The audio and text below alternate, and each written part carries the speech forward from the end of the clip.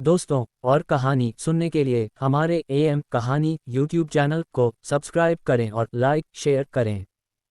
हर्षवर्धन जी सुबह होने का इंतजार कर रहे थे। वहीं उज्जैन में सब लोग अंदर आए तो ऋषि जी बैठे कोई किताब पढ़ रहे थे। सबको अंदर आता देखकर पूछते हैं तो हो गई सबकी शॉपिंग, जिस पर सभी हंसते हुए हाँ कहते हैं। जिसके बाद शिवी चहकते हुए ऋषि जी को उनकी की हुई शॉपिंग दिखाने लगती है। अहिल्या जी ने जानबूझकर अपने मंगलसूत्र के बारे में अभी ऋषि जी बताना ठीक नहीं समझा, वरना वो हजार तरह के सवाल करते। कुछ देर बात करने के बाद अहिल्या जी रात का डिनर बनाने चली गई। वहीं अहिल्या, शिवी और ऋषि अपने खेलने में लग गए तो वृषांक अपने कमरे में जाकर आज हुए अपने घर के काम की रिपोर्ट लेने लगा, क्योंकि कल यानी के दिवाली के दिन ही वो सबको सरप्राइज देना चाहता था।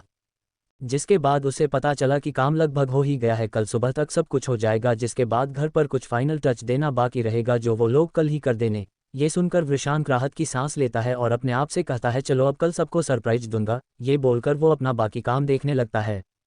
अगले दिन, आज दिवाली थी। सब लोग आज जल्दी ही उठ गए थे। नहा धोकर तैयार होकर सब पूजा में बैठे, जहां अहिल्या जी ने पूजा की। जिसके बाद सब लोगों ने एक दूसरे को दिवाली विश किया। सब लोग नाश्ते की टेबल पर बैठे तो वृषांक ने सबसे कहा अच्छा नाश्ता करने के बाद आप सब लोग जल्दी से तैयार हो जाएगा, क्योंकि आप सबको कहीं ले जाना। जिसे सुनकर ऋषि जी पूछते हैं कहाँ ले जाना चाहते हो हम सबको विशी। जिस पर वृषांक कहता है आप सबके लिए सरप्राइज है। ये सुनकर शिवी खुश होते हुए कहती है मुझे सरप्राइजेज बहुत पसंद है। जिसे सुनकर सब मुस्कुरा देते हैं। नाश्ता करने के बाद सब अपने अपने कमरे में जाकर तैयार होने लगते हैं। अहिल्या जी भी तैयार होकर अपने आप को शीशे में देख रही थी। तभी वहां ऋषि जी आ जाते हैं और अहिल्या जी को देखते हुए कहते हैं क्या बात है, आज तो आप बहुत ज्यादा सुंदर लग रही है। जिसे सुनकर अहिल्या जी भौहें उचकाते हुए पूछती है तो क्या मैं आपको हमेशा सुंदर नहीं लगती। जिसे सुनकर ऋषि जी मुस्कुराते हुए कहते हैं ऐसी तो कोई बात नहीं है, आप तो हमें हमेशा ही खूबसूरत लगती है, बस आज कुछ ज्यादा ही लग रही है। ये बोलते हुए उनकी नज़र अहिल्या जी के गले में मंगलसूत्र पर जाती है। जिसे देखकर ऋषि जी पूछते हैं अहिल्या जी ये मंगलसूत्र कहाँ से लिया आपने। जहाँ तक मुझे पता है आपने अपना मंगलसूत्र तो बेच दिया था ना, तो फिर ये कहाँ से आया। ये सुनकर अहिल्या जी सकपका जाती है और हकलाते हुए कहती है जी वो मैं आपको बताने ही वाली थी। दरअसल कल विशी ने जिद करके मुझे ये दिला दिया, मैं तो मना कर रही थी लेकिन वो नहीं माना। वैसे ये ज़्यादा महंगा नहीं है। ऋषि जी ये सुनकर हैरान हो जाते हैं और सीरियस होकर कहते हैं अहिल्या जी आप क्यों भूल जाती हैं कि जितनी दुनिया आपने देखी है उतनी ही दुनिया मैंने भी देखी है। मैं देखकर ही बता सकता हूँ कि ये बहुत ज़्यादा महंगा है, जो मैं तो आपको अपनी पूरी ज़िंदगी में भी कमा कर नहीं दे सकता था। तो फिर विशी ने इतना महंगा मंगलसूत्र आपके लिए कहाँ से खरीदा। अब उन्हें वृषांक पर शक होने लगा था कि आखिर उसके पास इतने पैसे कहाँ से आए कि कल उसने 1,50,000 उधार चुकाने में दे दिए और आज ये मंगलसूत्र आखिर विशी के पास इतने पैसे आए कहाँ से। वहीं अहिल्या जी ये सुनकर घबरने लगती है। जिसे देखकर ऋषि जी यकीन हो जाता है कि वो जो सोच रहे हैं वो सही है। ये देखकर ऋषि जी कहते हैं कितने का है ये मंगलसूत्र। जिस पर अहिल्या जी डरते हुए उन्हें कीमत बता देती है। जिसे सुनकर ऋषि जी के पैरों तले जमीन ही खिसक जाती है। वहीं अहिल्या जी अभी भी कुछ भी खुलकर नहीं बता रही थी। जिसे देखकर ऋषि जी कहते हैं अहिल्या जी सच छिपाने से आप अपने ही बेटे को बढ़ावा दे रही है। आपको पता है ना पता नहीं उसने ये पैसे कहाँ से लाए हैं। क्या आपने कभी ये सोचा है। ये सुनकर अहिल्या जी कहती है ये आप कैसी बातें कर रहे हैं जी, मेरा बेटा कभी कोई गलत काम नहीं कर सकता है, आप उस पर बेवजह शक कर रहे हैं। ये सुनकर ऋषि जी कहते हैं वो तो अब विशी से बात करने के बाद ही पता चलेगा। ये बोलकर वो बाहर की तरफ निकल जाते हैं जहां सब उनका ही वेट कर रहे थे। वो बाहर खड़े वृषांक से कुछ पूछ पाते उससे पहली है। वृषांक ने कहा आप लोग प्लीज जल्दी कीजिए वरना हम लोग लेट हो जाएंगे। ये सुनकर ऋषि जी कुछ नहीं कह पाते और वापस आकर बात करने का सोचकर चुप रह जाते हैं। लेकिन उनके मन में ये बात घर कर गई थी कि आखिर वृषांक के पास इतने पैसे आखिर आए कहाँ से। वहीं वृषांक इस बात से बेखबर आराम से सबको लेकर घर की तरफ निकल जाता है। कुछ देर ड्राइव करने के बाद वो लोग आकर एक जगह रुकते हैं। जिसे देखकर अहिल्या जी और ऋषि जी दोनों ही चौंक जाते हैं, क्योंकि वो लोग अपने ही घर के सामने आकर रुके थे। उन्हें समझ नहीं आ रहा था कि आखिर विशी उन्हें यहाँ क्यों लाया है। वहीं वृषांक सबको उतरने को कहता है। जिसे सुनकर सब उतर जाते हैं, लेकिन अभी भी किसी को कुछ समझ नहीं आ रहा था कि आखिर वृषांक उन्हें दिखाना क्या चाहता है। लेकिन अपने घर को इतना सजा धजा देखकर उन्हें कुछ डाउट तो होता है। वहीं वृषांक आपको उस घर के सामने ले जाकर खड़ा कर देता है। अब अहिल्या जी को भी ना चाहते हुए वृषांक पर डाउट होने लगा था, क्योंकि उन्हें भी कहीं ना कहीं ये अंदेशा हो गया था कि वृषांक उन्हें यहाँ क्यों लाया है। वहीं वृषांक अब घर के सामने खड़े होकर कहता है माँ पापा ये रहा वो सरप्राइज। ये बोलकर वो नेम प्लेट पर लगा कवर हटा देता है, जहां साफ साफ और बड़े अक्षरों में लिखा था अहिल्या सदन। ये देखकर तो ऋषि जी को यकीन हो गया कि जरूर ही वृषांक कोई गलत काम करने लगा है, वरना इतनी जल्दी इतना पैसा कैसे किसी के पास आ सकता है। अब ऋषि जी का गुस्सा अपनी चरम पर पहुंच जाता है। वहीं वृषांक अहिल्या जी से कहता है माँ आप और पापा पहले इस घर में कदम रखिए। ये सुनकर अहिल्या जी कुछ कहती उससे पहले ऋषि जी गुस्से भरी आवाज आती है पहले तू हमें ये बता तूने ये घर कैसे खरीदा, आखिर तेरे पास इतने पैसे आए कहाँ से। ये सुनकर अब वृषांक की नज़र ऋषि जी पर जाती है जो गुस्से से उसे ही घूर रहे थे। जिसे देखकर वृषांक समझ जाता है कि जरूर ऋषि जी ने उसे गलत समझ लिया है। उन्हें देखकर वृषांक कहता है, पापा मैं आपको सब बताऊंगा, लेकिन पहले आप घर के अंदर तो चलिए। ये सुनकर अहिल्या जी भी बोल पड़ती है, बेटा पहले तू हमें ये बता, आखिर तेरे पास इतने पैसे आए कहाँ से? परसों तूने अमर भाई को पैसे दिए, कल उस दुकान पर, और आज ये? फिर आंखों में आंसू लिए पूछती है, बेटा सच सच बता, कहीं तू कोई गलत काम तो नहीं करने लगा है ना? ये सुनकर वृषांक हैरान हो जाता है और हैरानी से कहता है, माँ आप क्या बातें कर रही हो, मैं ऐसा कुछ नहीं कर रहा। जिसे सुनकर ऋषि जी गुस्से से पूछते हैं, तो फिर तेरे पास इतने पैसे आए कहाँ से? देख विशी, मैंने जरूर अपनी जिंदगी में बहुत पैसे नहीं कमाए, लेकिन इज्जत बहुत कमाई है। अगर तू कुछ भी गलत काम कर रहा है तो हमें अभी ही बता दे, क्योंकि एक क्रिमिनल के पिता कहलाने से अच्छा मैं बेऔलाद कहलाना पसंद करूंगा।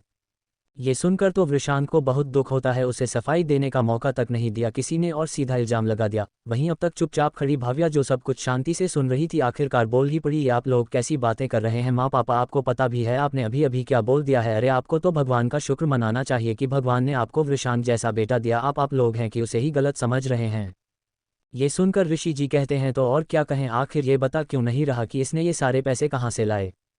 ये सुनकर भाव्या कहती है, आपको यही जानना है ना वृषांक के पैसे कहाँ से लाया? तो मैं आपको बताती हूँ। ये सुनकर वृषांक भाव्या से कहता है, भाव्या प्लीज यहाँ को सीन क्रिएट मत करो। ये सुनकर भाव्या कहती है, नहीं वृषांक, तुम्हारे माँ पापा को सच्चाई पता होनी चाहिए। ये बोलकर वो ऋषि जी से कहती है, हाँ तो पापा जी आपको जानना है ना कि ये पैसा कहाँ से आया? तो सुनिए, पिछले 1 साल से आपका बेटा गधों की तरह दिन रात मेहनत कर रहा है ये पैसे कमाने के लिए।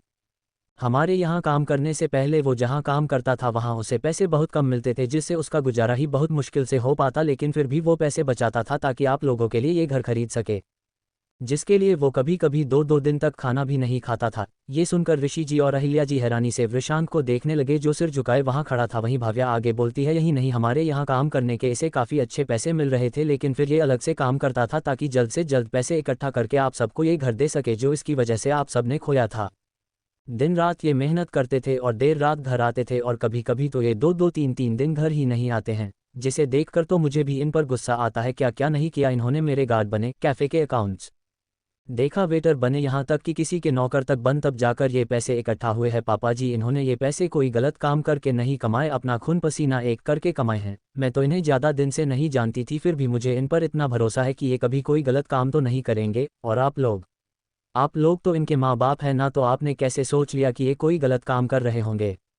ये कहकर आपने इन्हें पर सवाल नहीं खड़ा किए, बल्कि अपनी परवरिश पर खड़ा किए हैं। ये सुनकर वृषांक भाव्या से चिल्लाते हुए कहता है, भाव्या बस कर, तुम्हारी हिम्मत कैसे हुई माँ पापा से ऊंची आवाज में बात करने की? ये सुनकर भाव्या शांत हो जाती है। वहीं अहिल्या जी और ऋषि जी को अब खुद पर ही शर्मा रही थी कि उन्होंने अपने ही बेटे पर शक किया।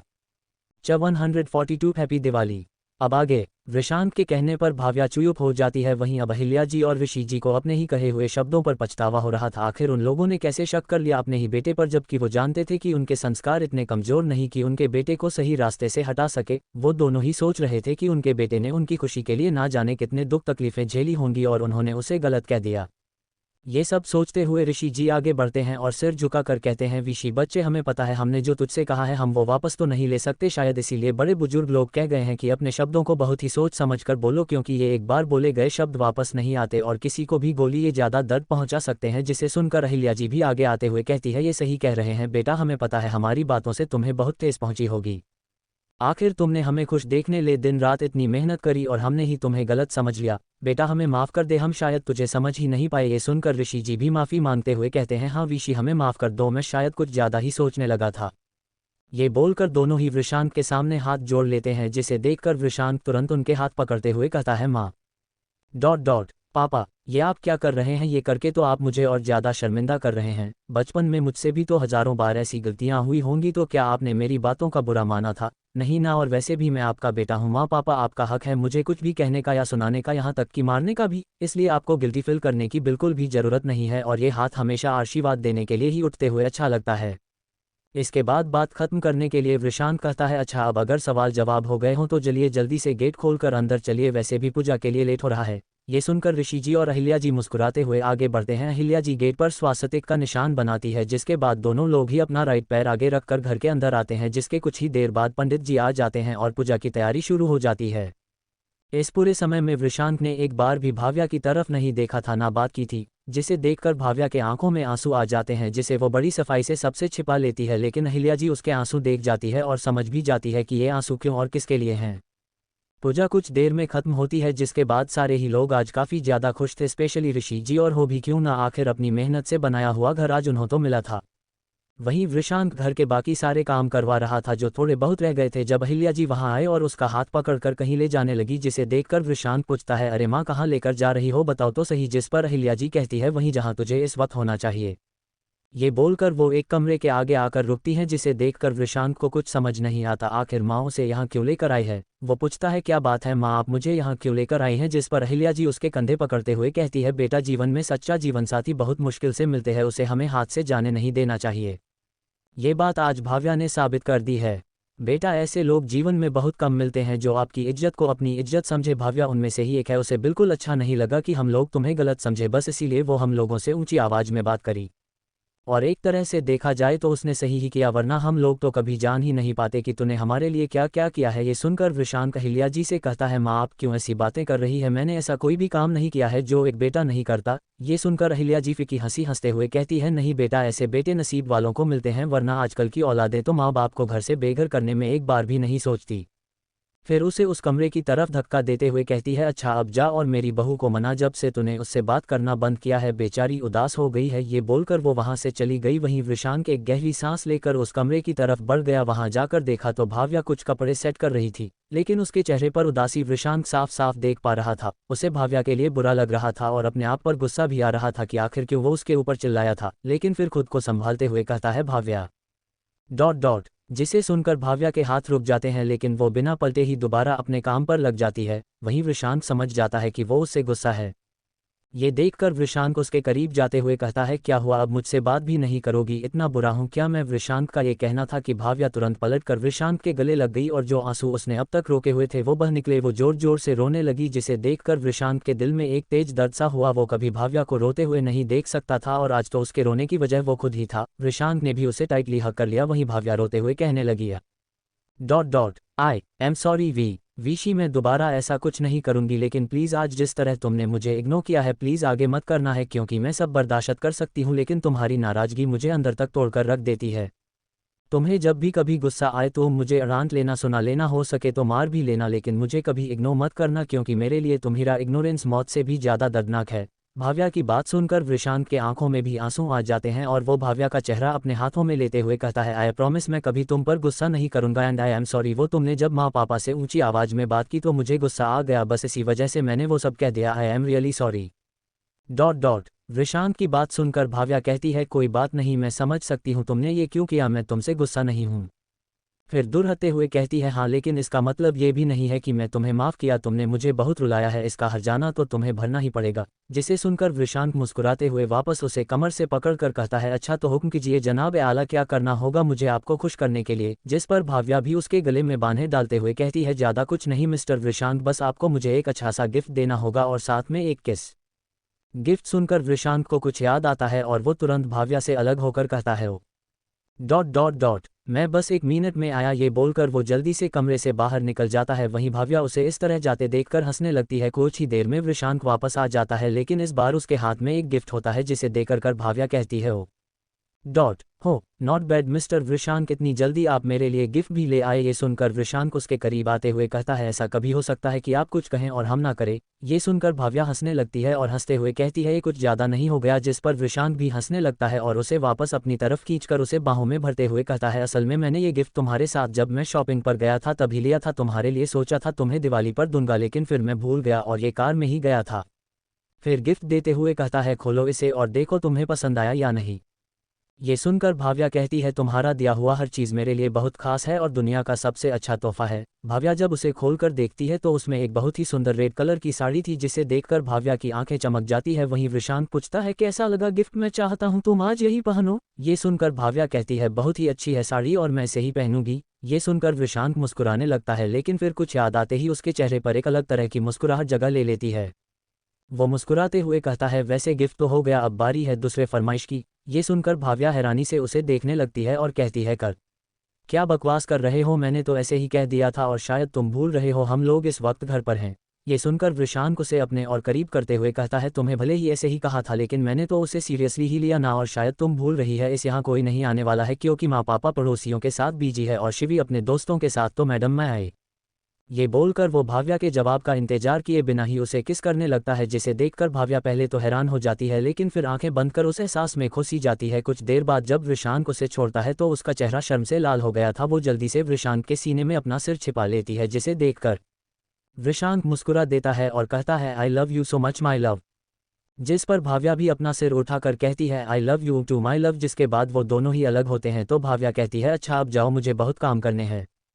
ये सुनकर कहता है अरे मैं यहाँ हूँ और तुम्हें काम की पड़ी है, काम ज़्यादा ज़रूरी है या मैं? जिस पर भाव्या कहती है काम, अच्छा अब निकलो यहाँ से। ये सुनकर वृषांक कहता है हे भगवान कितनी पत्थर दिल गर्लफ्रेंड मिली है मुझे, इसे मुझसे ज़्यादा काम प्यारा है, हे भगवान ऐसा मेरे ही साथ क्यों होता है। ये सुनकर भाव्या कहती है हो गई तुम्हारी बकवास, अब चलो निकलो यहाँ से। ये बोलकर वो उसे वहाँ से भगा देती है। वहीं वृषांक भी हंसते हुए वहाँ से निकल जाता है और अपने काम देखने लग जाता है।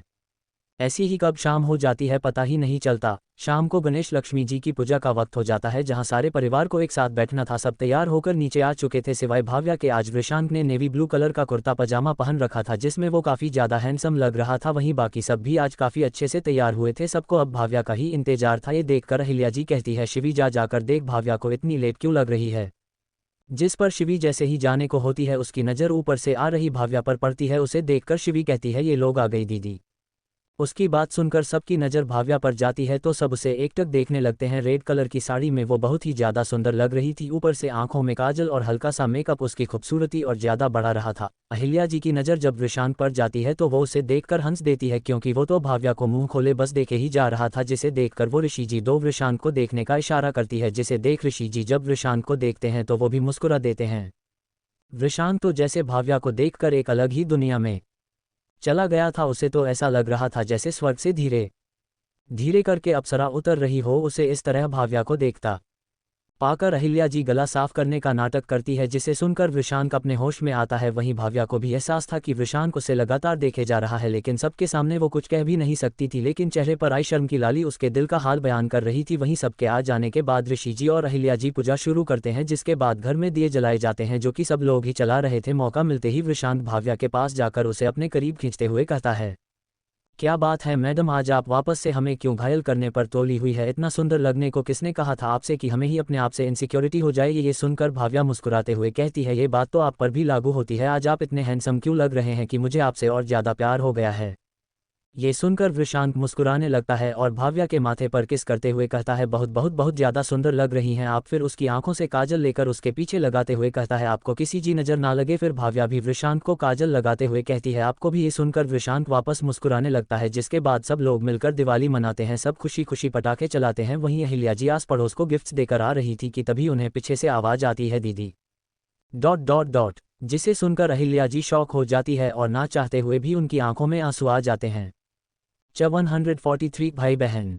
अब आगे सब लोग दिवाली अच्छे से मना रहे थे, जहां ऋषि जी, भाव्या, शिवी और वृषांक पटाखे फोड़ने में बिजी थे। वहीं अहिल्या जी आस पड़ोस को गिफ्ट्स दे रही थी। वो अभी एक घर से गिफ्ट्स देखकर घर आ ही रही थी कि तभी उन्हें पीछे से आवाज़ आती है कैसी हो दीदी ...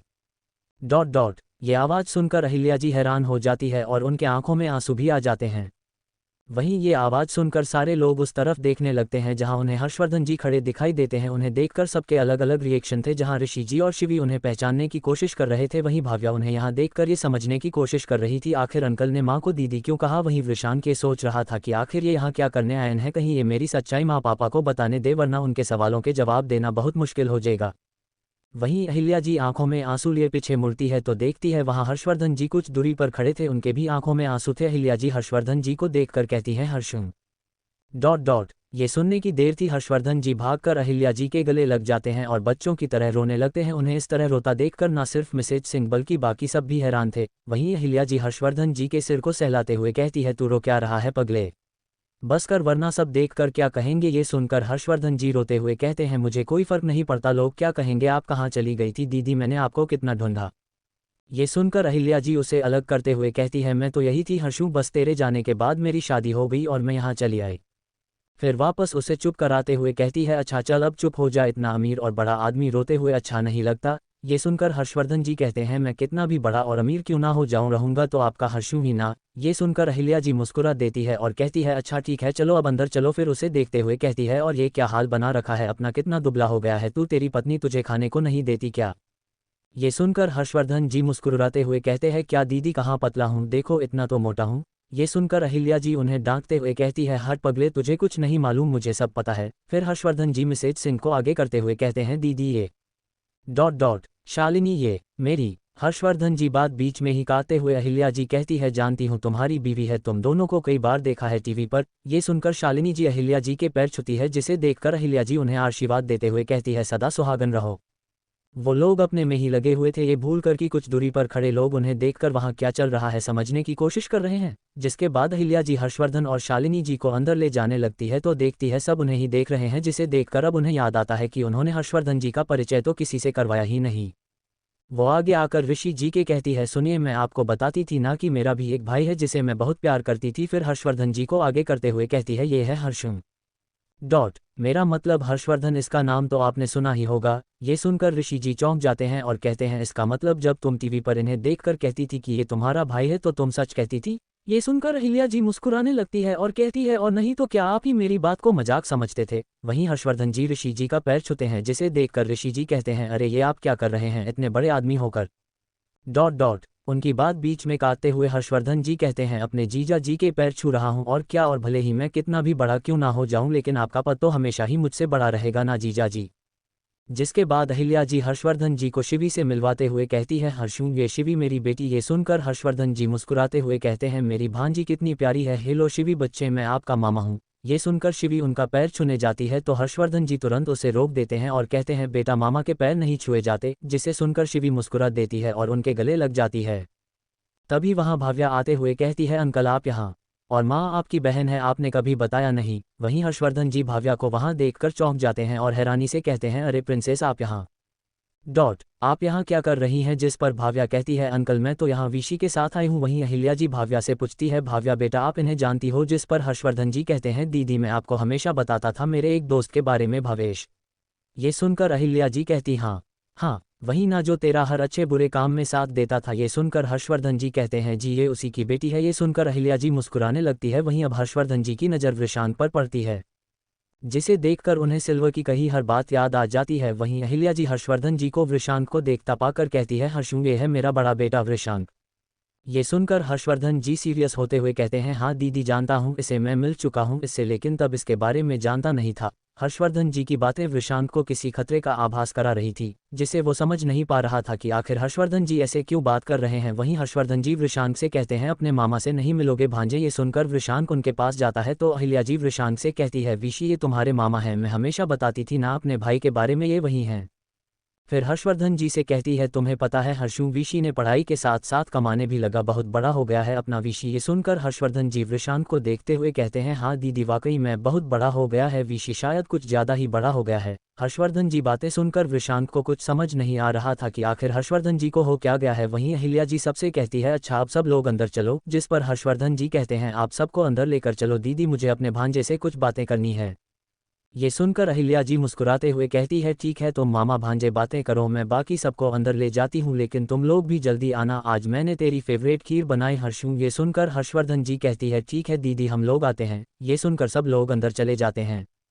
वहीं हर्षवर्धन जी अभी भी वृषांक को घूरे ही जा रहे थे। ये देखकर वृषांक पूछता है, क्या बात है अंकल, आपको मुझसे क्या बात करनी है। जिसे पर हर्षवर्धन जी कहते हैं, भांजे ये तो तू बताएगा ना, शायद तेरे पास बहुत कुछ है मुझे बताने और समझाने के लिए। मैं दीदी के सामने कुछ नहीं बोला क्योंकि मैं उन्हें दुखी नहीं करना चाहता था, लेकिन मुझे सच जानना है वृषान्य, ये सब क्या है तुम्हारे बारे में, दीदी और जीजा जी को भी नहीं पता है कुछ क्यों, और आखिर तुम्हारे पास रातों रात इतने पैसा कहाँ से आए, मुझे सब जानना है वृषांक, और सिर्फ सच सुनना है मुझे। ये सुनकर वृषांक समझ जाता है कि हर्षवर्धन जी को उसके बारे में पता चल चुका है। 144 इशारों में। ये सुनकर हर्षवर्धन जी कहते, दिमाग तो कह रहा है तुम पर यकीन ना करूं, लेकिन पता नहीं क्यों मेरा दिल इस बात की गवाही नहीं दे रहा कि तुम गलत हो। फिर एक गहरी सांस लेते हुए कहते हैं, ठीक है मैं इंतजार करूंगा, लेकिन अगर तुमने मुझसे झूठ बोलने की कोशिश की तो तुमने अभी मेरा अच्छा और सच्चा ही रूप देखा, मुझे मेरे दूसरे रूप में आने पर मजबूर मत करना। ये सुनकर वृषांक कहता है, जी अंकल। ये सुनकर हर्षवर्धन जी मुस्कुराते हुए कहते हैं, बच्चे अब मैं तुम्हारा अंकल नहीं मामा हूं, तो मुझे मामा ही कहो समझे। ये सुनकर वृषांक भी मुस्कुरा देता है और कहता है, ठीक है मामा। जिसे बाद हर्षवर्धन जी कहते हैं, चल अब अंदर चलते हैं वरना दीदी बाहर ही आ जाएगी। जिसके बाद दोनों लोग अंदर चले जाते हैं, जहां अहिल्या जी उन्हें आता देखकर कहती है, आ गए तुम दोनों, ऐसी भी क्या बात हो रही थी मामा भांजे में जो इतनी देर लग गई। जिस पर हर्षवर्धन जी कहते हैं, कुछ नहीं दीदी, पर कुछ बातें थी जिन्हें पूछना जरूरी था। बस वही कर रहे थे। ये सुनकर अहिल्या जी कहती है पता नहीं क्या बोल रहे हो, मुझे तो कुछ भी समझ नहीं आ रहा है। खैर चलो आओ बैठो, खाना तैयार है। जिसके बाद सब लोग खाने बैठ जाते हैं, जहां हंसी मजाक करते हुए सब खाना खाने में बिजी थी कि तभी अहिल्या जी हर्षवर्धन जी के सामने खीर की कटोरी रख देती है, जिसे देखकर हर्षवर्धन जी के आंखों में आंसू आ जाते हैं और वो कहते हैं दीदी आपको याद था। जिसे सुनकर अहिल्या जी कहती है तेरी हर बात याद है, मुझे ये भी कि तुझे खीर बहुत पसंद है। ये सुनकर हर्षवर्धन जी कहते हैं दीदी आज भी अपने हाथों से ही खिलाओ ना, जैसे पहले खिलाती थी। ये सुनकर अहिल्या जी मुस्कुराते हुए इतना बड़ा हो गया है फिर भी बच्चों जैसी बातें करता है। ये सुनकर हर्षवर्धन जी बच्चों जैसा मुंह बनाते हुए कहते हैं मैं चाहे कितना भी बड़ा क्यों ना हो जाऊं, लेकिन आपके लिए तो आपका हर्षू ही रहूंगा ना। ये सुनकर अहिल्या जी मुस्कुराने लगती है और उसे अपने हाथों से खिलाने लगती है। अब आज तक कभी ऐसा हुआ है कि जब अपने माँ बाप की अटेंशन किसी दूसरे को मिलने लगे और बच्चों को जलन ना हुई हो, तो यहाँ कैसे हो सकता है। वृषांक ये देखकर मुंह बनाते हुए कहता है माँ शायद आप भूल रही हो कि मैं आपका बेटा हूँ, आपको मुझे खिलाना चाहिए। ये सुनकर अहिल्या जी कहती है जानती है बेटा जी, लेकिन हर लड़की के लिए उसके मायके वाले हमेशा ज्यादा अजीज होते हैं, समझा, अब चुपचाप अपना खाना खाओ। ये सुनकर वृषांक का मुंह बन जाता है। वहीं हर्षवर्धन जी उसे चिढ़ाने लगते हैं। वहीं दूसरी तरफ ऋषि जी तो पहले से ही शिवी और भाव्या की तरफ ध्यान दे रहे थे। ये देखकर वृषांक कहता है हद है यार, मेरी तो कोई कद्र ही नहीं है इस घर में। ये सुनकर अहिल्या जी और ऋषि जी मुस्कुराने लगते हैं। तभी शालिनी जी कहती है कोई बात नहीं वृषांक, मैं हूं ना, मेरे हाथ से नहीं खाओगे। ये सुनकर वृषांक के चेहरे पर भी मुस्कुराहट आ जाती है और शालिनी जी तरफ घूमकर कहता है बस एक आप ही है जिसे मेरी इतनी फिक्र है और क्यों नहीं खाऊंगा। जिसके बाद शालिनी जी उसे खिलाने लगती है तो वो अपनी अंगूठा दिखाकर सबको चिढ़ाता है, जिसे देखकर सब हंस देते हैं। अहिल्या जी हर्षवर्धन जी को खिलाते हुए पूछती है हर्षू तुम्हारा बेटा नहीं आया। अहिल्या जी के मुंह से कुछ देर बाद सब खाना खाकर हॉल में बैठ जाते हैं और बातें करने लगती है। तभी अहिल्या जी कटरी में तेल लेकर आते हुए कहती है हर्ष चल इधर आ, तेरे सिर पर तेल रख दूं। ये सुनकर हर्षवर्धन जी मुंह बना लेते हैं और कहते हैं दीदी यार अब मैं बच्चा थोड़ी हूँ जो मेरी सिर पर तेल रखोगी। ये सुनकर अहिल्या जी कहती है चुप कर, तू अपने बाल देखे हैं कैसे हो गए हैं, इनका जरा भी ख्याल नहीं रखता, देख कुछ बाल तो सफेद होने भी शुरू हो गए हैं। ये सुनकर भी हर्षवर्धन जी कहते हैं मैं नहीं आ रहा, मुझे बालों में तेल लगवाना बिल्कुल पसंद नहीं है। ये सुनकर अहिल्या जी उन्हें घूरते हुए कहती है तू आता है या फिर मैं आऊं वहां। ये सुनकर हर्षवर्धन जी डर जाते हैं और करते हैं नहीं नहीं आप मत आओ, मैं ही आ जाता हूं। उन्हें डरता देखकर शालिनी जी और वृषांक मुंह दबाकर हंसने लगते हैं। हर्षवर्धन जी आकर नीचे बैठ जाते हैं और अहिल्या जी उनके बालों में तेल लगाने लगती है, जिसे देखकर वृषांक भी कहता है मामी मुझे भी बालों में तेल लगवाना है। ये सुनकर शालिनी जी कहती है ठीक है मैं अभी आई। ये बोलकर वो भी तेल लाकर वृषांक के बालों में लगाने लगती हैं। वहीं वृषांक की नज़र भाव्या लगातार बनी हुई थी, वहीं भाव्या भी छुप छुप कर वृषांक को देख रही थी। दोनों लोग ही आंखों आंखों में बातें कर रहे थे। ये सब करके वृषांक को अंदर से बहुत ही ज़्यादा खुशी हो रही थी। यूं इस तरह इशारों इशारों में बातें करना, ये ब्यूटीफुल फीलिंग सिर्फ वही समझ सकता है जिसने कभी प्यार किया हो। लेकिन कोई था जिसकी नज़र वृषांक और भाव्या के चल रहे इशारों इशारों के खेल पर थी। तो क्या होगा आगे, क्या सच में इस बार वृषांक हर्षवर्धन जी को अपनी सच्चाई बता देगा, और आखिर कौन है वो जिसकी नज़र वृषांक और भाव्या पर थी। 145 महेंद्र बर्मन। अब आगे वृषांक और भाव्या इशारों इशारों में ही बातें कर रहे थे, बिना इस बात पर ध्यान दिए कि कोई है जो उन्हें ये करते हुए देख रहा है। और वो और कोई नहीं बल्कि हर्षवर्धन जी ही थे, जो ये सब देखकर मुस्कुरा रहे थे। उन्हें अपने जवानी के दिन याद आ गए जब वो भी शालिनी जी से ऐसे ही इशारों इशारों में बात किया करते थे, और ये सिलसिला आज तक चला आ रहा है। उन्हें देखते हुए हर्षवर्धन जी अहिल्या जी से पूछते हैं दीदी आपको भाव्या कैसी लगती है। ये सुनकर अहिल्या जी मुस्कुराते हुए कहती है भाव्या ... वो तो बहुत ही अच्छी बच्ची है, हमेशा सबका ख्याल रखती है, हंसमुख है और समझदार भी, और तो और उसमें वो सारे गुण हैं जो मुझे मेरे बहू में चाहिए, इसलिए बहू तो मेरी भाव्या ही बनेगी। ये सुनकर हर्षवर्धन जी चौंक जाते हैं और पीछे मुड़कर हैरानी से कहते हैं दीदी आपको पता है भाव्या और वृषांक एक दूसरे को पसंद करते हैं। ये सुनकर अहिल्या जी वापस हर्षवर्धन जी के सिर की चंपी करते हुए कहती है वृषांक मेरे बेटा है, हर्षू मेरी आंखों से कुछ नहीं छिपता, मैं वो भी देख लेती हूँ जो वो नहीं कहता। फिर उसने तो मुझे खुद बताया कि वो भाव्या को पसंद करता है, लेकिन ... ये सुनकर हर्षवर्धन जी कहते हैं लेकिन क्या दीदी। जिस पर अहिल्या जी कहती है हर्षू तू तो जानता है हमारे घर की हालत कैसी है, और ये भी कि भाव्या कितने अमीर घर से आती है, और भले ही वृषांक चाहे कितनी भी मेहनत क्यों ना कर ले, लेकिन कभी भाव्या के पापा की बराबरी तो नहीं कर पाएगा। तो बस यही सोचकर डर लगता है कि कहीं उन्होंने वृषांक के लिए मना कर दिया तो तब क्या होगा। ये सुनकर हर्षवर्धन जी कहते हैं दीदी आप भी ना, ये भी कोई सोचने की बात है, मैं अपने दोस्त को जानता हूँ, उसे स्टेटस से ज़्यादा लोगों की काबिलियत पर भरोसा है। फिर वृषांक को देखते हुए कहते हैं और वृषांक की काबिलियत आने वाले समय में भावेश तो क्या पूरा देश देखा। फिर मुस्कुराते हुए कहते हैं और वैसे भी तुम उस बात की चिंता मत कर कि भावेश इस रिश्ते के लिए मना कर देगा। ये सुनकर अहिल्या जी पूछती है तुझे इतना यकीन कैसे है, जिस पर हर्षवर्धन जी कहते हैं दीदी क्योंकि जो बात आपको पता है तो क्या भावेश जैसे इंसान को नहीं पता होगी, आखिर उसकी बेटी की जिंदगी का सवाल है। असल में मुझे इन दोनों के बारे में उसी ने बताया था। पहले तो मैं भाव्या को अपनी तन्मय के लिए पसंद कर रहा था, लेकिन उसने ही बताया कि उसने भाव्या के लिए वृषांक को चुन लिया है। वो बस वृषांक के सेटल होने का इंतजार कर रहा है। जैसे ही वृषांक सेटल हो जाएगा वो खुद आपसे आकर बात करेगा। ये सुनकर अहिल्या जी के खुशी का ठिकाना नहीं रहता। जब से वृषांक ने ये बताया था कि वो भाव्या को पसंद करता है, तब से ही अहिल्या जी के मन में ये डर था कि कहीं भाव्य पिता इस रिश्ते के लिए मना ना कर दे। लेकिन हर्षवर्धन की बात सुनकर उनका ये डर भी चलाया। वो इस बात से काफ़ी ज़्यादा खुश थी। जहां ये लोग खुशी खुशी दिवाली मना रहे थे, वहीं कोई और भी था जिसकी दिवाली में इस बार खुश नहीं बल्कि परेशान था। और ये और कोई नहीं बल्कि राकेश बजाज ही था, जो अपने हर प्रोजेक्ट लगभग गंवाते जा रहा था, जिससे अब वो काफ़ी गुस्से में रहने लगा था। वो हॉल में बैठा शराब पी रहा था कि तभी वहां निशा आ गई। राकेश को देखकर वो उनके पास जाकर बैठी और पूछी, पापा आप यहाँ अकेले क्या कर रहे हैं? ये सुनकर राकेश गुस्से से करता है, भजन कर रहा हूँ, आओ तुम भी करो। फिर चीढ़कर कहता है, अरे दिखाई नहीं देता शराब पी रहा हूँ, पिछले कुछ महीनों से जिंदगी झंड हो रखी है, एक बाद एक प्रोजेक्ट हाथ से निकलते जा रहे हैं। फिर गुस्से से दांत पीसते हुए कहता है, और ये सब हो रहा है उस कमीने विशाल और उसके उस मालिक की वजह से, जिसका अभी तक कोई पता ही नहीं लगा पाया।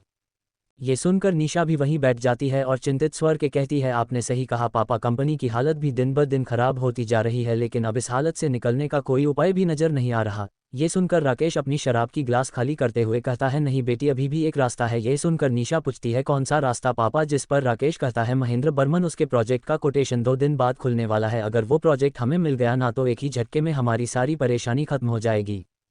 महेंद्र बर्मन का नाम सुनकर निशा कहती है, पापा आपकी बात तो सही, लेकिन आप जानते हैं ना, ये बर्मन्स कुछ ठीक लोग नहीं है, इनके कनेक्शन अंडरवर्ल्ड से हैं, अगर कुछ भी गड़बड़ हुई तो हम इसने नहीं निपट पाएंगे। ये सुनकर राकेश शैतानी हंसी हंसते हुए कहता है, उसकी चिंता तुम मत करो बेटी, इस वक्त जहां मैं खड़ा हूं वहां लोग अपनी पूरी जिंदगी मेहनत कर करके पहुंचते, लेकिन मैं लोगों की लाशों पर चढ़ कर यहाँ पहुंचा हूं। अगर ऐसा कुछ हुआ भी तो उसके लिए भी मेरे पास प्लान है, लेकिन बस हमें ये प्रोजेक्ट किसी तरह से मिल जाए। ये सुनकर निशा खुश होते हुए कहती है, बिल्कुल पापा, ये प्रोजेक्ट आपको ही मिलेगा। फिर शर्माते हुए कहती है, पापा वो मैं सोच रही थी, मतलब मैं और समीर सोच रहे थे कि अब हमें शादी कर लेनी चाहिए, तो आपका क्या करना है इस पर पापा?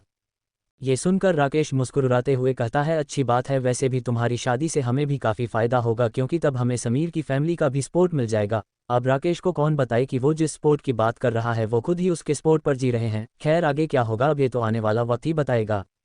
वहीं दूसरी तरफ उज्जैन में सब लोग कुछ देर बाद सोने चले जाते हैं, जहां आज हर्षवर्धन जी और अहिल्या जी दोनों ही आज काफ़ी सालों बाद मिलकर काफ़ी ज़्यादा खुश थे, जिसे देखकर ऋषि जी और वृषांक भी काफ़ी खुश थे। ऋषि जी जानते थे कि अहिल्या जी अपने भाई को कितना ज़्यादा मिस करती थी, लेकिन उनकी कभी हिम्मत नहीं हुई कि वो जाकर उससे मिल सके, क्योंकि उन्हें डर था कि कभी दौलत पाकर उनका भाई भी औरों जैसा हो गया होगा तो वो नहीं चाहती थी कि उनके दिल को ठेस पहुंचे, इसलिए उन्होंने दूर से ही उसे देखकर खुश रहने का मन बना लिया था। लेकिन आज अपने भाई को पहले जैसा पाकर अहिल्या जी काफ़ी ज़्यादा खुश थी।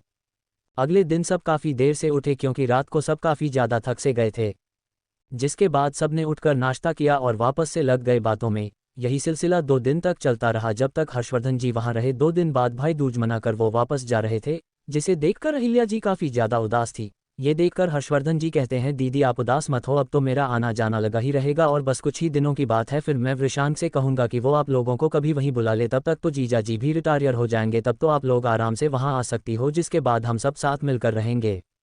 ये सुनकर अहिल्या जी मुस्कुराते हुए हाँ में सिर हिलाती है, जिसके बाद हर्षवर्धन जी वृषांक के पास जाते हैं और उसके कंधे पर हाथ रखते हुए कहते हैं, वृषांक जल्दी आना, मैं वहाँ तुम्हारा इंतजार करूँगा, क्योंकि अभी मेरे सवालों के जवाब तुमने दिए नहीं है।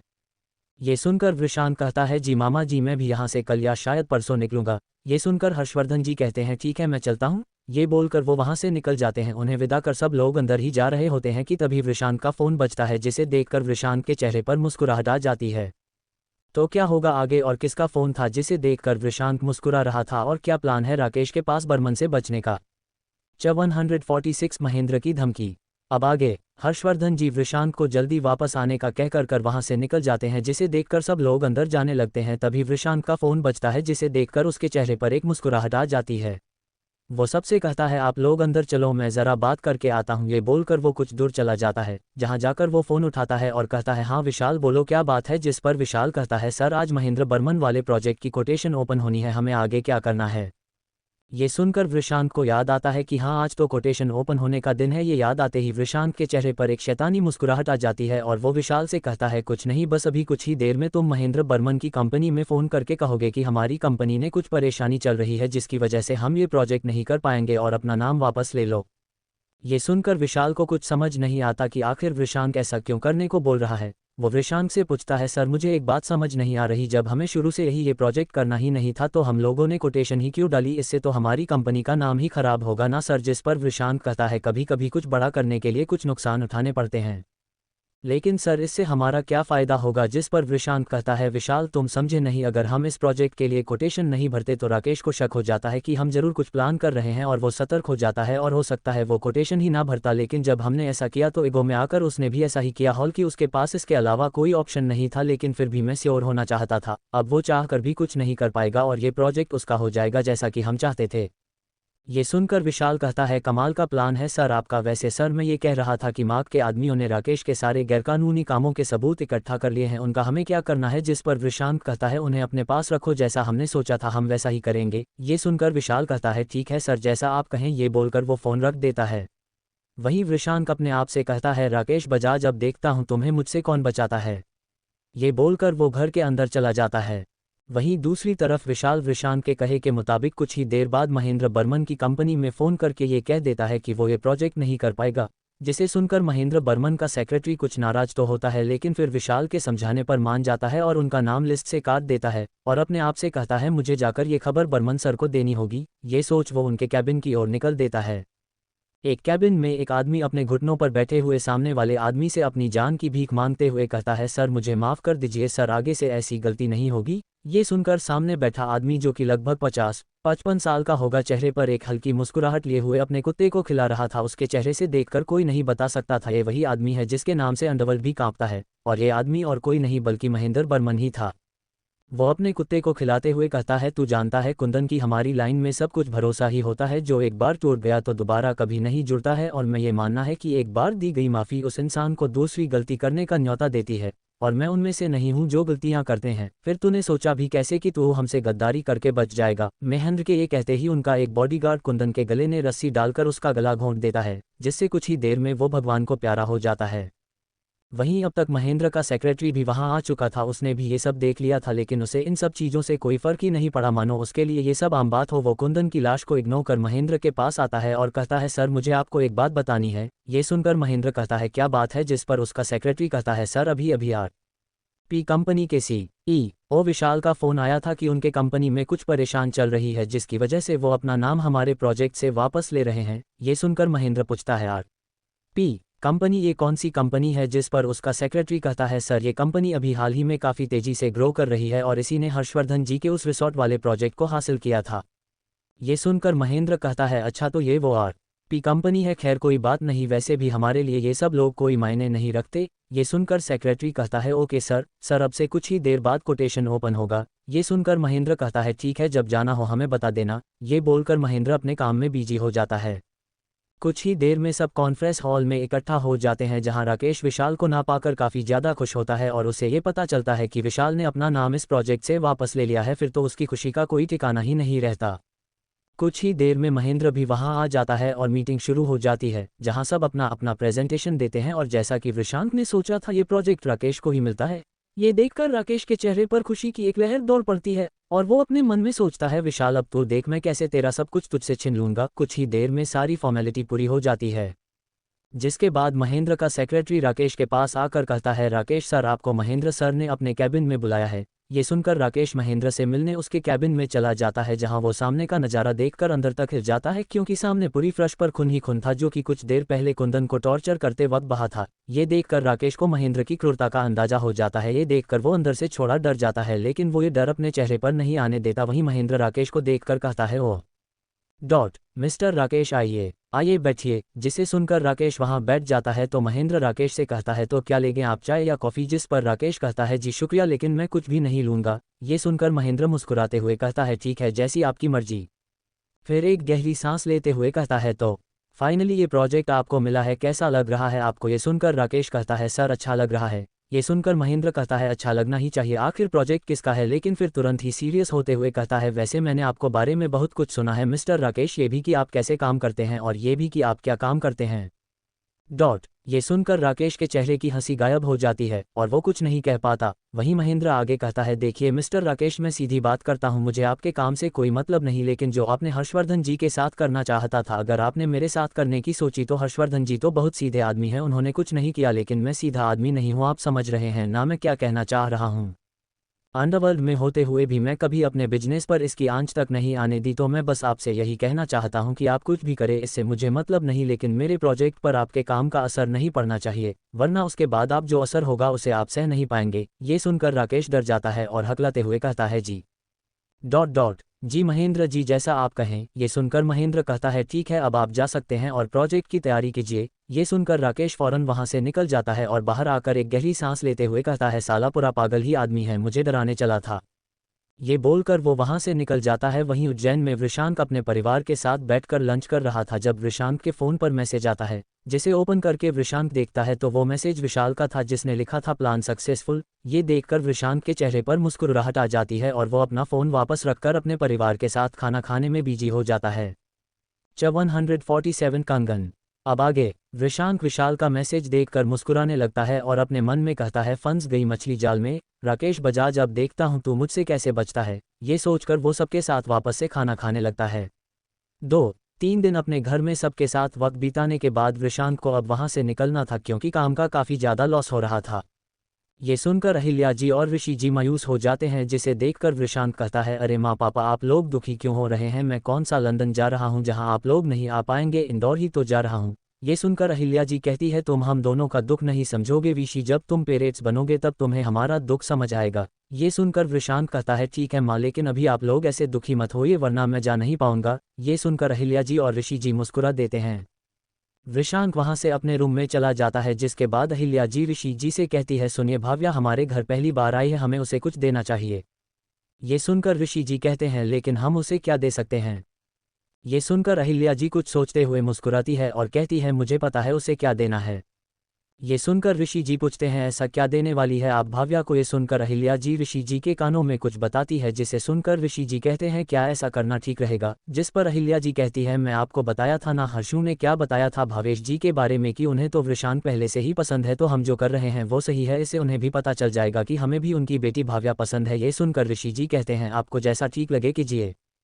ये सुन अहिल्या जी खुश होते हुए वहां से निकल जाती है। वहीं भाव्या जाने के नाम से ही कुछ उदास थी, उसे यहाँ आए ज़्यादा दिन नहीं हुए, लेकिन ना जाने क्यों उसे यहाँ सबसे एक जुड़ाव महसूस होने लगा था। वो बेमन से ही अपने कपड़े सूटकेस में रख रही थी, तभी वृषांक वहां से गुजरता है और भाव्या को उदास देकर उसके पास आ जाता है और उसे पीछे से हक करके पूछता है, क्या बात है, तुम कुछ उदास हो, किसी ने कुछ कहा क्या? वृषांक की बात सुनकर भाव्या बच्चों जैसे मुंह बनाते हुए कहती है, मुझे यहाँ से जाने का मन नहीं कर रहा है।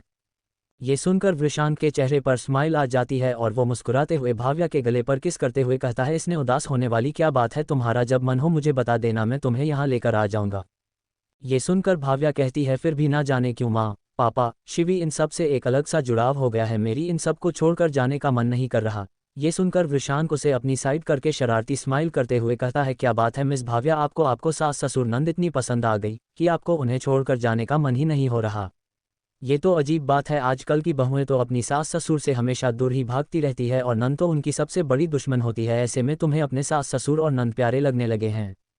ये सुनकर भाव्या अपने आप को वृषांक से अलग कर कहती है, सास ससुर अगर माँ पापा जैसे हो तो कोई भाई बहू क्यों उनसे अलग रहना चाहेंगी? और शिवी जैसी नंद अगर हो तो उससे कोई दुश्मनी कैसे कर सकता है? उसकी तो शक्ल देखकर ही सारा गुस्सा उतर जाता है। ये सुनकर वृषांक को बहुत अच्छा लगा कि भाव्या उसके परिवार को इतना पसंद करती है, जिसके बाद वृषांक भाव्या को वापस से कमर से पकड़ते हुए कहता है, ये तो बहुत अच्छी बात है कि तुम्हें मेरे घर वाले इतने पसंद आए, लेकिन तुम्हें परेशान होने की जरूरत नहीं है, तुम बहुत जल्द ही इन सब के साथ हमेशा के लिए रहने वाली है, फिर तो कोई परेशानी नहीं होगी ना। ये सुनकर भाव्या शर्मा जाती है और वृषांक के हाथ पर चपत लगाते हुए कहती है, हटो बदमाश कहीं के, हमेशा मुझे परेशान करते रहते हो, अब जाओ जाकर अपनी पैकिंग करो, समझे, हमें कल सुबह ही निकलना है। उसके चेहरे पर आई लाली देखकर वृषांक का दिल खुश हो जाता है और वो जल्दी से भाव्या के गालों पर किस कर लेता है और जब तक भाव्या कुछ समझ पाती वृषांक वहां से भाग जाता है। ये देखकर भाव्या पहले तो हैरान हो जाती है, लेकिन फिर मुस्कुराने लगती है और अपने आप से कहती है, पागल। अगले दिन सुबह ही वृषांक और भाव्या को निकलना था। सब सुबह जल्दी ही उठ जाते हैं और पूजा कर नाश्ता करने लगते हैं। आज अहिल्या जी भाव्या और वृषांक को अपने हाथों से नाश्ता खिला रही थी। ये देखकर भाव्या और वृषांक दोनों ही भावुक हो जाते हैं। अब बारी थी वहां से निकलने की। ये देखकर अहिल्या जी जल्दी से भाव्या को अपने कंगन पहनाते हुए कहती है, बेटा ये लो कंगन देखकर भाव्या उन्हें मना करते हुए कहती है, माँ ये सब आप क्या कर रही है, ये सब आपको करने की कोई ज़रूरत नहीं है, आपका प्यार ही मेरे लिए काफ़ी है। ये सुनकर अहिल्या जी कहती है, ऐसा नहीं है बेटा, तुम हमारे यहाँ पहली बार आई हो तो हम तुम्हें खाली हाथ थोड़ी ना जाने देंगे, इसलिए ये तुम्हारे लिए, इसीलिए ये पहन लो, ये मुझे मेरी सास ने दिया था जब मैं शादी करके आई थी और अब मैं ये तुम्हें दे रही हूँ। ये सुनकर भाव्या हैरान हो जाती है और हैरानी से कहती है, माँ आप। ये सुनकर अहिल्या जी मुस्कुराते हुए कहती है, मुझे वीशी ने सब बता दिया है, मुझे तो तुम पहली ही नज़र में पसंद आ गई थी। अब बस उस दिन का इंतजार है जिस दिन तुम इस घर में बहू के रूप में आओगी। ये सुनकर भाव्या शर्मा जाती है और शर्माते हुए अहिल्या जी की पैर छूती है, जिसे देखकर अहिल्या जी उसे ढेर सारा आशीर्वाद देती है। जिसके बाद वृषांक और भाव्या वहां से निकल जाते हैं। रास्ते में भाव्या अहिल्या जी दिए हुए कंगन को ध्यान से देख रही थी और उनकी बातें याद करके शर्मा रही थी। तभी वो वृषांक से पूछती है, क्या तुमने माँ को हमारे बारे में बता दिया था? ये सुनकर वृषांक कहता है, भाव्या वो माँ है, मेरे बिना कहे वो सब समझ जाती है, उन्होंने ही मुझसे पहले पूछा था कि मैं तुम्हें पसंद करता हूँ या नहीं, जिसके बाद मैंने भी उन्हें सब बता दिया। वैसे तुम क्यों पूछ रही हो? ये सुनकर भाव्या शर्माते हुए कहती है, माँ ने मुझे ये दिया है। जिसके बाद भाव्या अपने हाथ आगे कर देती है। वहीं वृषांक भाव्या के हाथ में अहिल्या जी का कंगन देखकर मुस्कुराने लगता है और कहता है, हो तो माँ ने तुम्हें अपनी बहू ऑलरेडी मान लिया है, अब तो मुझे तुमसे ही शादी करनी होगी। ये सुनकर भाव्या वृषांक को घूरते हुए कहती है, तो तुम क्या किसी और से शादी करने वाले थे? ये सुन वृषांक शरारती मुस्कान लिए कहता है, मैंने सोचा तो था। इसके आगे वृषांक कुछ कहता उससे पहले भाव्या वृषांक को मारने लगती है और कहती है, मैं तुम्हें जान से मान दूंगी अगर तुमने मेरे अलावा किसी की तरफ आंख उठाकर भी देखा तो।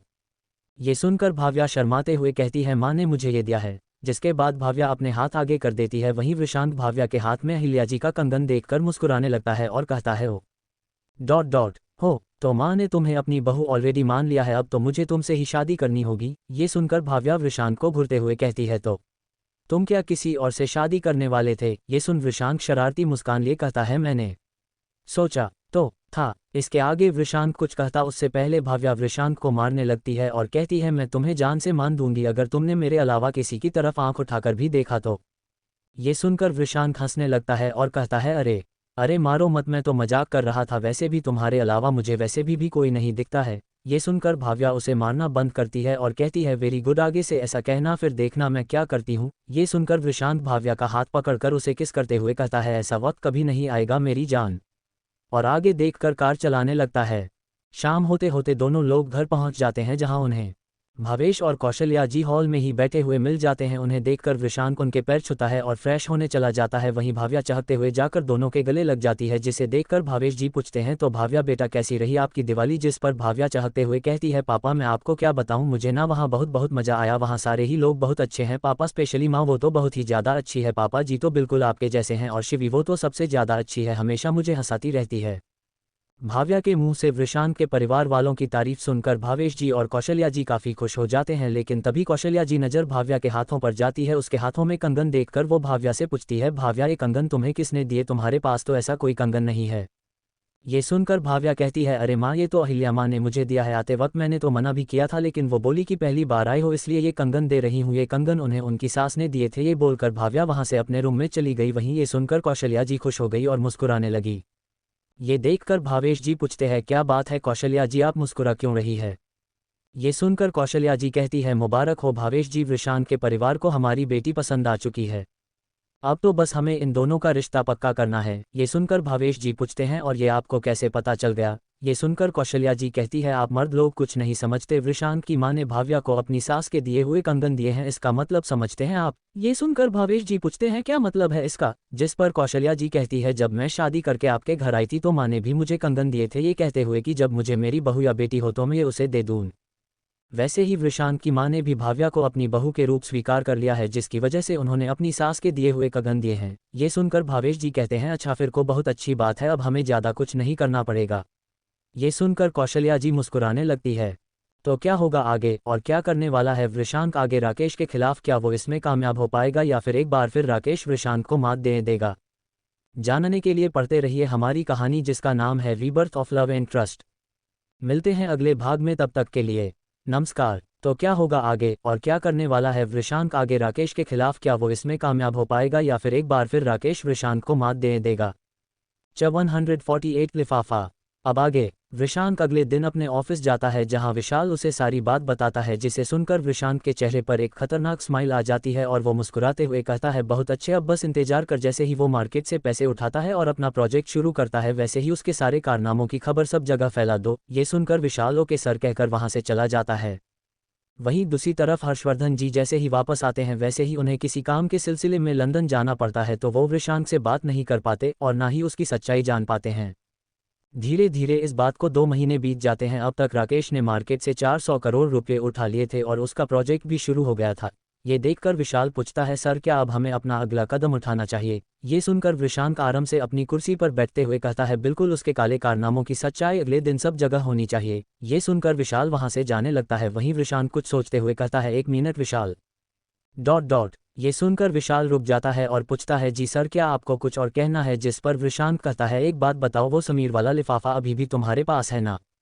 जिस पर विशाल कहता है, जी है, लेकिन उसका क्या करना है? ये सुनकर वृषांक के चेहरे पर एक शैतानी स्माइल आ जाती है और कहता है, हाँ करना है ना, आखिर अब वक्त आ गया है कि राकेश और उसकी बेटी निशा को थोड़ा दर्द मिलना चाहिए। ये बोलकर वो विशाल को सारी बात समझा देता है, जिसे सुनकर विशालों के सर काम हो जाएगा कहकर वहां से निकल जाता है।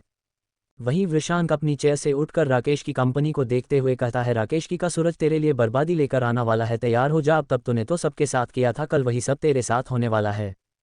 वहीं दूसरी तरफ राकेश आज काफ़ी दिनों बाद बहुत खुश था, क्योंकि उसका घाटे ने चल रहा बिजनेस वापस से पटरी पर आ गया था, जिसे उसकी आधी टेंशन खत्म हो गई थी। उसे खुश देखकर निशा राकेश के पास आकर बैठती हुई पूछती है, क्या बात है डैड, आज तो आप बहुत खुश नजर आ रहे हैं? ये सुनकर राकेश कहता है, हाँ बेटा, आज मैं काफ़ी दिनों बाद बहुत खुश हूँ, बिजनेस वापस पटरी पर आ गया है, मेरी आधी टेंशन खत्म हो गई है। ये सुनकर निशा को अपनी और समीर की शादी की बात करने का ये टाइम बहुत सही लगा, तो वो राकेश से शर्माते हुए कहती है, डैड, वो मैं कह रही थी कि...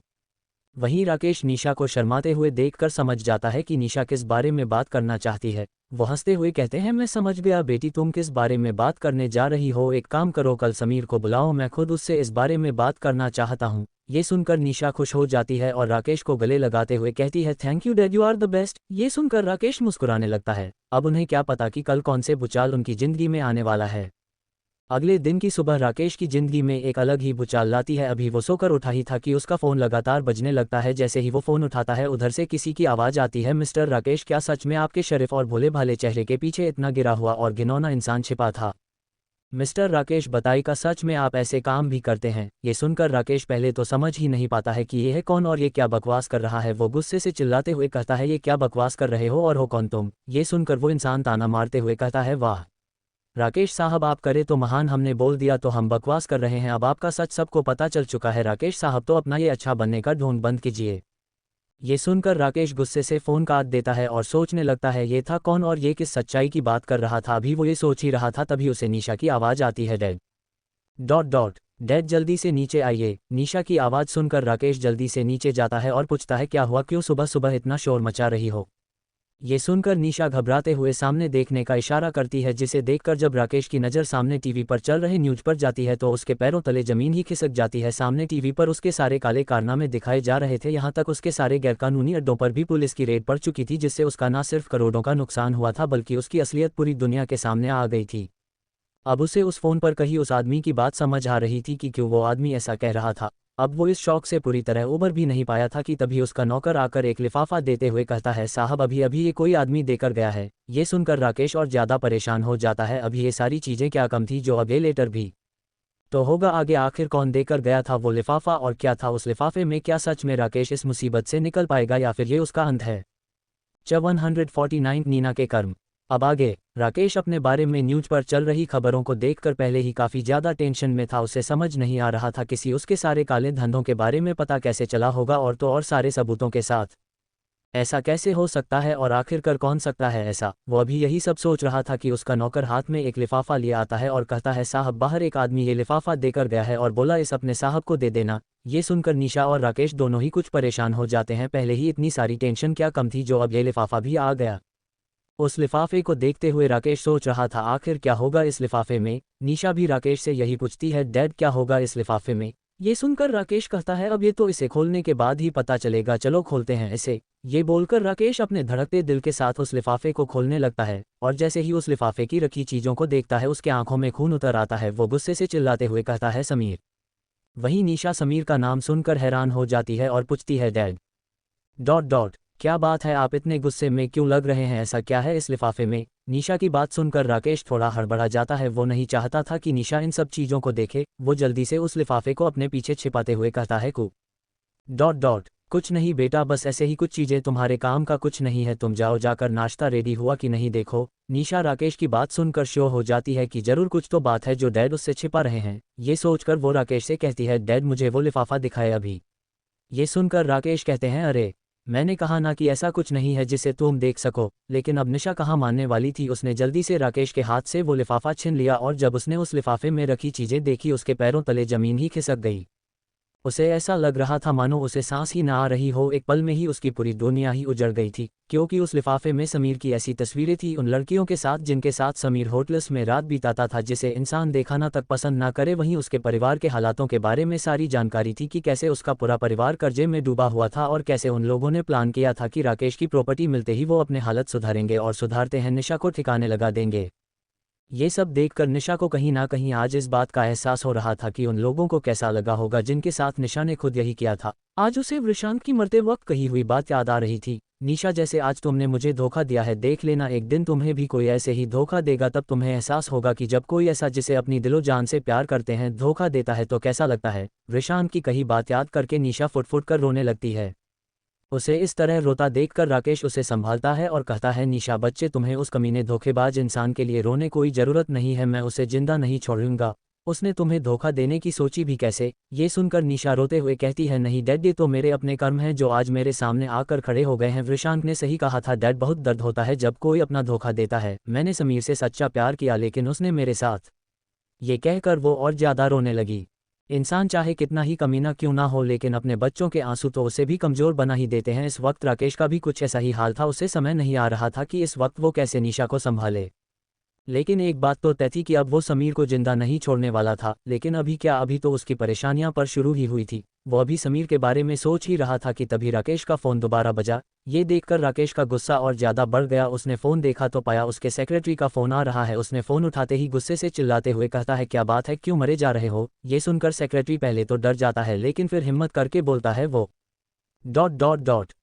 सर, ऑफिस में रेड पड़ी है, यहाँ सरकारी ऑफिसर्स आकर हर चीज़ लेकर जा रहे हैं। और सर यही नहीं, जब से आपके बारे में वो सब न्यूज आई है हमारी कंपनी के शेयर्स की वैल्यू तेजी से गिरती जा रही है।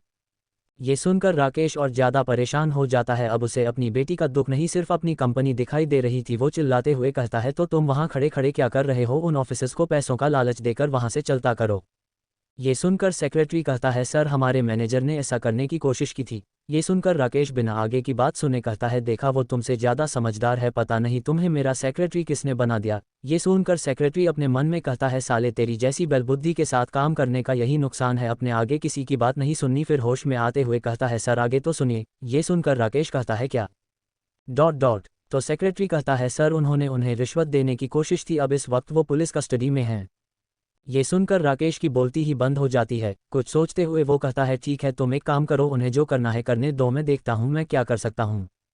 ये बोलकर उसने फ़ोन काट दिया और कुछ सोचने लगा, जिसे सोचकर उसके चेहरे पर एक शैतानी मुस्कुराहट आ जाती है। जिसके बाद वो जल्दी से निशा के पास चला जाता है जो अभी वहीं बैठी अपने हाल पर रो रही थी। उसे संभालते हुए राकेश कहता है, बेटा तुम परेशान मत हो, मैं उस समीर के बच्चे को छोड़ूंगा नहीं, उसे नर्क की हवा ना खिलवाई तो मेरा नाम भी राकेश बजाज नहीं। ये सुनकर भी निशा कुछ नहीं बोलती तो राकेश कहता है, बेटा तुम्हें ज़्यादा परेशान होने की ज़रूरत नहीं है, तुम एक काम करो, जाकर आराम करो वरना तुम्हारी तबीयत खराब हो जाएगी। ये सुनकर जैसे ही निशा वहाँ से जाने लगती है तभी उसे पीछे से किसी की आवाज़ आती है, हे निशी डार्लिंग तुम्हें क्या हुआ, तुम इतना लो क्यों लग रही हो? ये आवाज़ सुनकर जहां निशा के आंखों में दोबारा आंसू आ जाते हैं वहीं राकेश के आंखों में खून उतर आता, लेकिन वो तुरंत ही अपने आप को शांत कर लेता है। अब उसके चेहरे पर गुस्से की जगह शैतानी मुस्कुराहट ने ले ली थी। तो क्या होगा आगे, आखिर किसी थी वो आवाज़ और क्या सोचकर राकेश के चेहरे पर शैतानी मुस्कुराहट आ गई थी? क्या चल रहा है राकेश के दिमाग में? क्या राकेश निकल पाएगा वृषांत के बनाए इस जाल से? 150 जाल में फंसा समीर।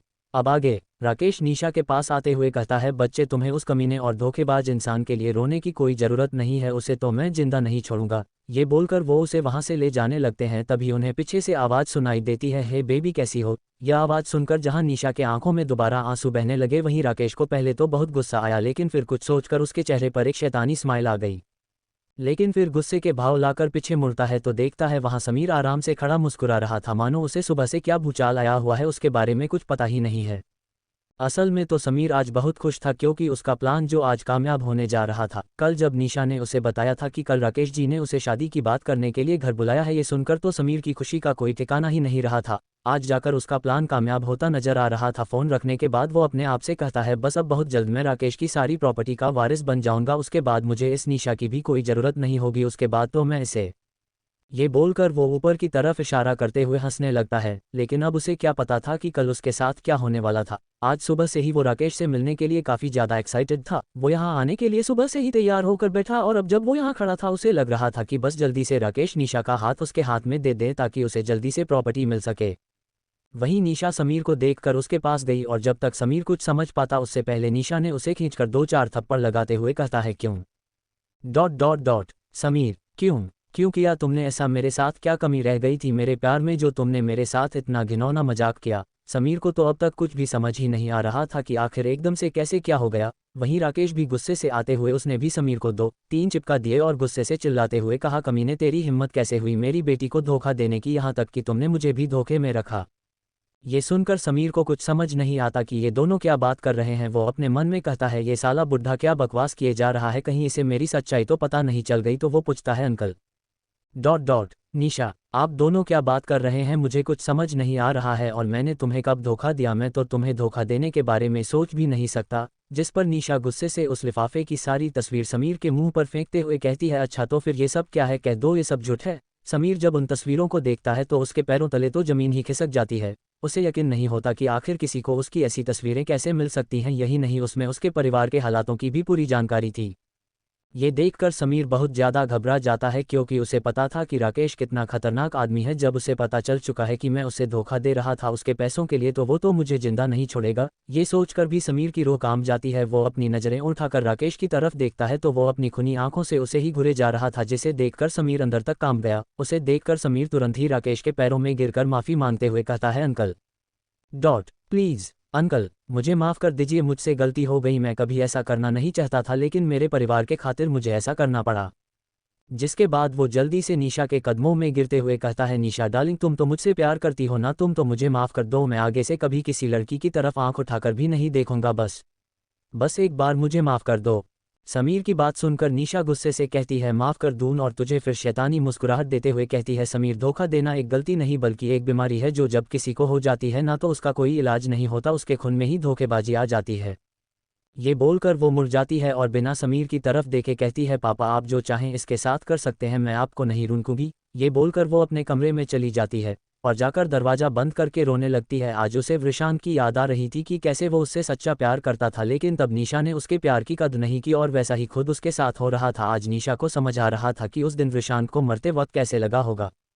इधर नीचे राकेश आकर आराम से सोफे पर बैठ जाता है, जिसे देखकर समीर कहता है, अंकल मुझे माफ़ कर दीजिए, आप जो बोलेंगे मैं करने को तैयार हूँ, बस मुझे मत मारिए। ये सुनकर राकेश कहता है, तुझे कैसे मार सकता हूँ समीर, तू ही तो मेरा सारा भार संभालेगा। ये सोचकर वो अपने चेहरे पर शैतानी मुस्कुराहट लाते हुए कहते हैं, ठीक है मैं तुझे नहीं मारूंगा लेकिन उसके बदले में तुझे मेरा एक काम करना होगा। ये सुनकर समीर तुरंत कहता है, जी अंकल आप जो बोलेंगे वो मैं करूंगा, बस आप मुझे मत मारिएगा। ये सुनकर राकेश टीवी ऑन कर देता है जहां सुबह से ही राकेश और न्यूज बना हुआ था।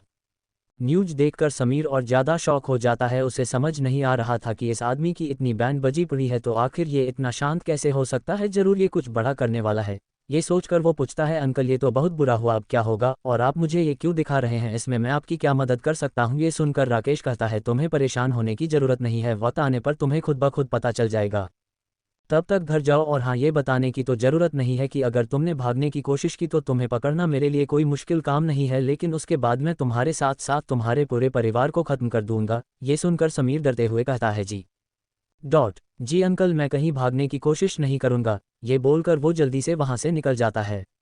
उसे जाते देखकर राकेश के चेहरे पर शैतानी मुस्कुराहट आ जाती है, लेकिन वो तुरंत ही वो इस बारे में सोचने लगता है कि आखिर कौन है वो जिसने ये सब करवाया है, आखिर उसे कैसे पता है मेरे सारे गैरकानूनी धंधों के बारे, आखिर हो कौन सकता है।